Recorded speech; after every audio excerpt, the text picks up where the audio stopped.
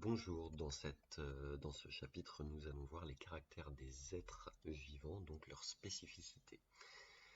Le mot caractère n'a rien à voir avec bon ou mauvais caractère. Tout d'abord, le point commun de tous les êtres vivants, donc ces trois-là par exemple, c'est d'avoir des cellules, ou une cellule pour le cas particulier des bactéries, qui sont unicellulaires. Si on prend un exemple, l'oignon, si on le regarde à l'œil nu, voilà ce que ça fait.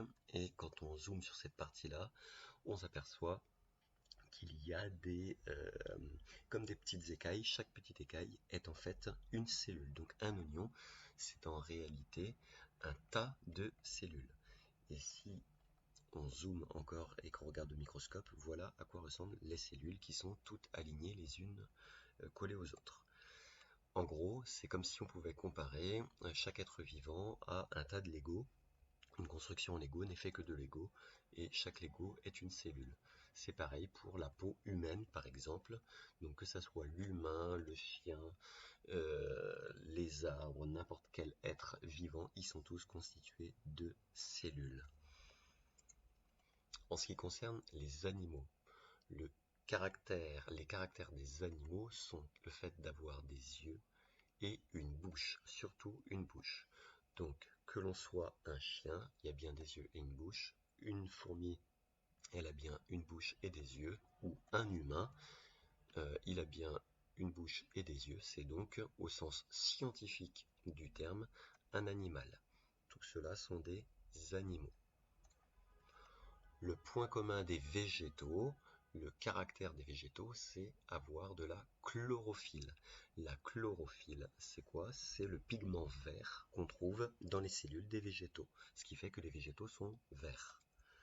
Si on regarde à l'intérieur d'une cellule, on voit ici plein de petits points verts, et cela est de la chlorophylle. C'est ce qui donne la couleur verte aux végétaux. Si on fait un résumé, parmi les êtres vivants,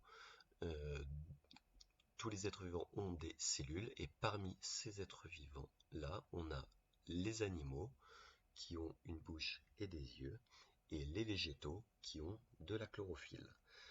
Que ce soit les animaux ou les végétaux, ils ont tous les deux des cellules, puisqu'ils appartiennent aux êtres vivants. On pourrait mettre une troisième catégorie ici que vous connaissez, ce sont les champignons. Les champignons n'ont ni bouche ni chlorophylle, donc ils sont à part. Les champignons ne sont pas des végétaux. Pour aller plus loin, pour un cas particulier, souvent on pense que les coraux, le corail, ce sont des végétaux. Or, tout ça, ce sont bien des animaux. Pourquoi? Parce que quand on regarde de plus près, on s'aperçoit que chaque corail est en réalité constitué de plein de petits polypes, on appelle ça.